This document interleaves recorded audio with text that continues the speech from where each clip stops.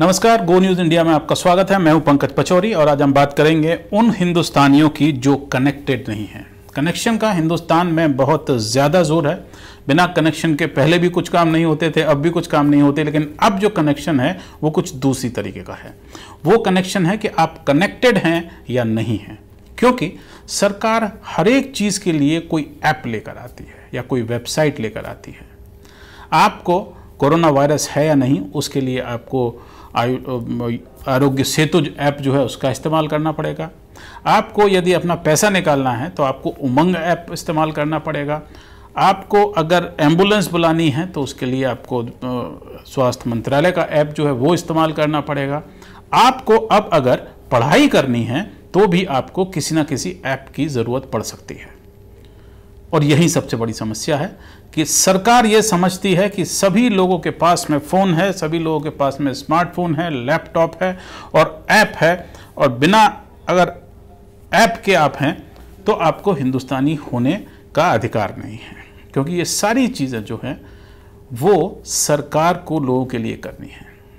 आपको लाइसेंस बनवाना है अपनी गाड़ी चलाने के लिए, आपको गाड़ी खरीदनी है उसके लिए भी आपको ऐप चाहिए, आपको बच्चे का एडमिशन कराना है उसके लिए भी आपको किसी वेबसाइट पर जाना पड़ेगा, आपके बच्चे को पढ़ना है उसके लिए भी आपको कहीं ना कहीं पर ऐप डाउनलोड करना पड़ेगा या वेबसाइट पर जाना पड़ेगा। और अब तो इम्तहान भी जो हैं वो अब ऐप के ज़रिए होने लगे हैं।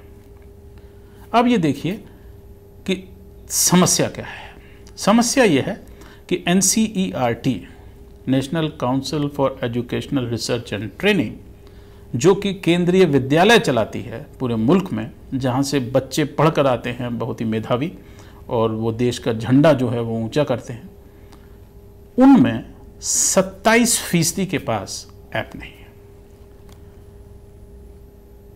स्मार्टफोन नहीं है, लैपटॉप नहीं है। ये तस्वीर देखिए, ये तस्वीर एक सरकारी अधिकारी ने राजस्थान से भेजी है और इसमें ये लड़की जंगल के बीचों बीच अपने गांव के बाहर पढ़ाई कर रही है, क्योंकि गांव में कनेक्टिविटी नहीं है। तो NCERT का ये कहना है कि 27% छात्रों के पास में लैपटॉप नहीं है, स्मार्टफोन्स नहीं है। इसके अलावा 33% बच्चे ये समझते हैं कि उनको पढ़ाई में बहुत कठिनाई आ रही है ऑनलाइन। 84% जो हैं वो सिर्फ फ़ोन के ऊपर अपना काम करते हैं और इन बच्चों के पास में पढ़ने का और कोई चारा नहीं। अगर हम बिहार को उठाकर देखते हैं, जहां पर अभी कुछ दिनों में चुनाव होने वाले हैं और ऑनलाइन चुनाव होने वाले हैं, सरकार ने जारी कर दी है गाइडलाइंस की किस तरह से पैंडेमिक के दौरान जो है वो वहां पर चुनाव होंगे ताकि लोगों को कोरोना वायरस का ख़तरा ना हो। और तो उस बिहार में आप समझ सकते हैं कि बच्चों का जो ड्रॉप आउट रेट है 10वीं और 12वीं क्लास का, वो 40% है। यानी कि 10 में से 4 बच्चे स्कूल से बाहर हो जाते हैं। इतनी वहाँ पर गरीबी है और वहाँ पर साधन नहीं है। तो बिहार में आपको जानकर ये काफ़ी आश्चर्य होगा कि टेली डेंसिटी यानी कि पर कैपिटा जो कनेक्टिविटी है वो सिर्फ 52% है, और ये शहरों को मिला करके गाँवों में 40% से भी कम है। तो ऐसे मुल्क में आप ऐप के हिसाब से कैसे सरकार चला सकते हैं, कैसे समाज चला सकते हैं, ये एक बहुत बड़ी समस्या है। और अब अगर आप उठा के देखें तो दुनिया भर में ये बात सामने आने लगी है कि हिंदुस्तान कनेक्टिविटी के मामले में सबसे पिछड़ा हुआ है। सबसे ज़्यादा अनकनेक्टेड लोग जो हैं वो हिंदुस्तान में हैं। आप इसकी बानगी देखिए, वर्ल्ड इकोनॉमिक फोरम के आंकड़े सामने आए हैं और उसमें आप ये देख सकते हैं इस मैप के हिसाब से कि साउथ एशिया जो है उसमें 101 करोड़ 20 लाख लोग जो हैं वो आपकी पूरी की पूरी ऐप इकोनॉमी और इस सब से बाहर है। इंटरनेट एक्सेस जो है वो इतनी खराब आपकी है। और अगर आप देखें तो नॉर्थ यूरोप में सिर्फ 5 मिलियन लोग यानी कि 50 लाख लोग ऐसे हैं जो अनकनेक्टेड हैं, और साउथ एशिया में 1012 मिलियन लोग हैं, यानी 101 करोड़ से ज़्यादा लोग हैं जो कि अनकनेक्टेड हैं। और इसमें अब बड़ा वाला जो गोला है उसमें हिंदुस्तान भी शामिल है, बांग्लादेश शामिल है, पाकिस्तान शामिल है और अफ़गानिस्तान शामिल है। और इसमें साफ साफ लिखा हुआ है कि 685 मिलियन यानी कि 68.5 करोड़ लोग हिंदुस्तान में जो हैं उनके पास में कनेक्शन नहीं है। और इसकी वजह से पूरा का पूरा रीजन साउथ एशिया का है वो अनकनेक्टेड है। आप बाकी जो आंकड़े इसमें देख रहे हैं उस पर भी थोड़ा आप नज़र डाल सकते हैं कि स्वीडन में और नॉर्वे में 98% और 96% लोग जो हैं वो कनेक्टेड हैं।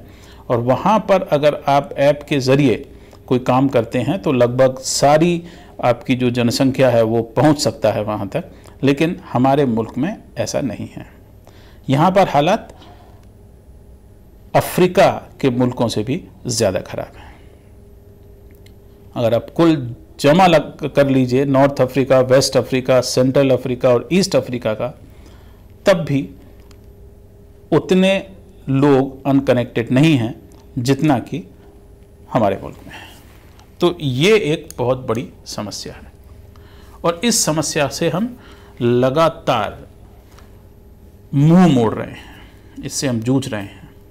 और ये हालात तब है जबकि हिंदुस्तान में एक टेलीफोन के लिए सिर्फ आपको 80 रुपये महीना देना होता है। ARPU average revenue per unit Hindustan में जो है, और ये TRI के आंकड़े हैं और वो साफ ये बताते हैं कि 80-85 रुपये अगर आपके पास में हैं तो आप कनेक्टेड हो सकते हैं। लोगों के पास में इतना भी पैसा नहीं है कि वो कनेक्टेड हो सके, और इसलिए हिंदुस्तान जो लिस्ट है दुनिया की उसमें सबसे ऊपर है। एक नज़र इस पर देखिए तो आपको मालूम पड़ेगा कि हिंदुस्तान में जो अनकनेक्टेड लोग हैं वो 50% है पूरी पॉपुलेशन के, और उनकी संख्या जो है वो आप देख सकते हैं कि 68 करोड़ 55 लाख से ज़्यादा है। उसके बाद में चीन का नंबर आता है जहाँ पर 58 करोड़ लोग वहाँ पर भी अनकनेक्टेड हैं, लेकिन पॉपुलेशन के हिसाब से देखें अगर तो वहाँ की पॉपुलेशन हिंदुस्तान से ज़्यादा है और 41% लोग जो हैं वो अनकनेक्टेड है।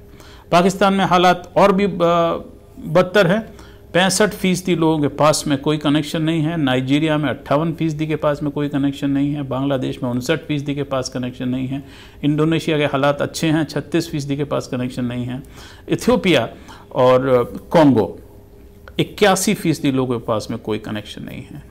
और अब दूसरे मुल्क इसमें अगर जुड़े तो आपको मालूम पड़ेगा कि ब्राज़ील काफ़ी अच्छा है, वहाँ पर सिर्फ 29% लोगों के पास में कनेक्शन नहीं है। और इजिप्ट, मिस्र 46% लोगों के पास में कनेक्शन नहीं है। लेकिन कुल अगर हम संख्या की बात करें तो हिंदुस्तान में सबसे ज़्यादा अनकनेक्टेड लोग हैं, और ये वो लोग हैं जिनसे कि सरकार बार बार ये कह रही है कि आप हमारी जितनी भी सुविधाएं हैं, चाहे वो आपकी पेंशन हो, चाहे वो आपके स्कूल की भर्ती हो, चाहे वो आपकी बैंकिंग हो, चाहे आपके वो पेमेंट्स हो, कोई भी चीज़ हो, आप ऐप के ज़रिए करिए, क्योंकि सरकार ने हर चीज़ के लिए ऐप्स बना रखे हैं।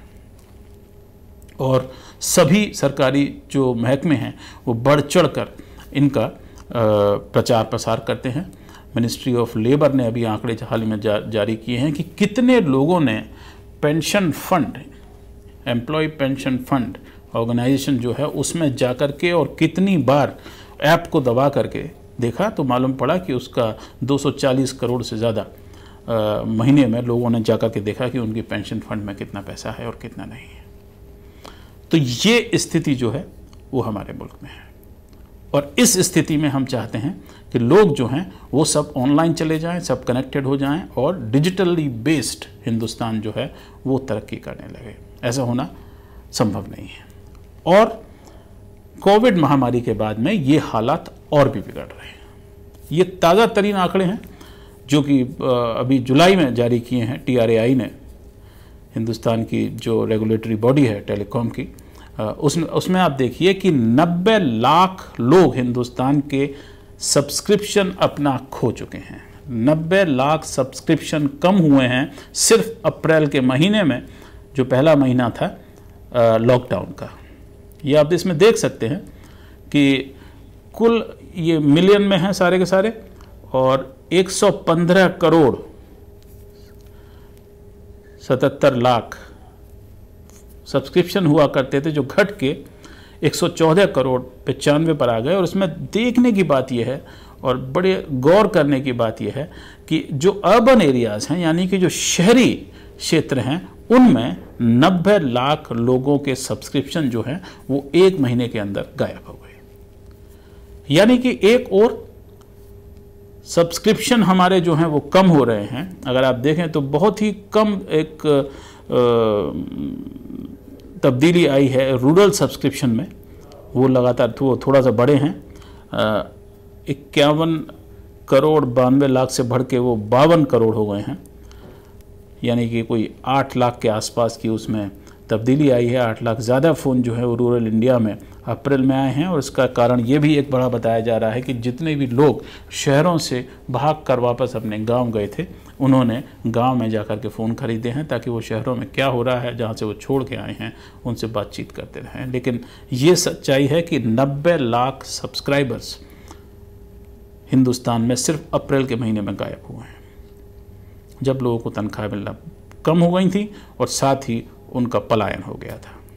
मई के और जून के आंकड़े आना बाकी हैं और उससे अब मालूम पड़ेगा कि वास्तव में देश में कनेक्टेड लोगों की स्थिति जो है वो कितनी है। तो हिंदुस्तान में एक तो कनेक्टिविटी पहले से नहीं है, और वो इसलिए नहीं है कि लोग उसको अफोर्ड नहीं कर सकते, और दूसरी ओर हालात ये हैं कि इस पेंडेमिक के बाद में, बीमारी के बाद में, ये कनेक्टिविटी और लगातार कम होती जा रही है। तो हमारे जो नीतियां बनाने वाले लोग हैं उनको ये समझना चाहिए कि आप डंडा मार के लोगों को डिजिटल नहीं बना सकते। डिजिटल लोग तभी बनेंगे जब उनके पास में पैसे होंगे, वो फ़ोन खरीद सकें, स्मार्टफोन खरीद सकें और उसका इस्तेमाल कर सकें। इस समय हालात ये हैं कि स्मार्टफोन जो है उसकी कीमत सबसे ज़्यादा जो बेसिक लेवल का स्मार्टफोन है उसकी कीमत जो है 10 से 15 हज़ार रुपये के बीच में है। और ये हम आपको पहले ही बता चुके हैं कि इन 3 महीनों के दौरान में हर एक भारतवासी पर कैपिटा जो लॉस जीडीपी का हुआ है उसमें हर एक भारतवासी 27,000 रुपये हो चुका है। तो जब तक आपके पास में आय नहीं होगी तब तक आपके पास में कनेक्टिविटी नहीं होगी, और जब तक आपके पास में कनेक्टिविटी नहीं होगी तब तक सरकार के जितनी भी स्कीम्स हैं, जितनी भी नीतियां हैं और जितनी भी बड़ी बड़ी बातें हैं लोगों तक नहीं पहुंच सकती। आज गो न्यूज़ इंडिया में इतना ही, लेकिन लगातार हमारे चैनल्स आप देखते रहिए। gonewsindia.com हमारा वेबसाइट है, और गो न्यूज़ इंडिया का YouTube channel, Facebook, Instagram, Twitter, ये सब आपके लिए ऐसी ही हम जानकारी लाते रहेंगे। और आप अगर हमें मदद करना चाहते हैं तो हमारे वेबसाइट के ऊपर बाकायदा एक जगह है जहां पर आप क्लिक करके हमको मदद के लिए पैसे भेज सकते हैं। आज इतना ही, नमस्कार।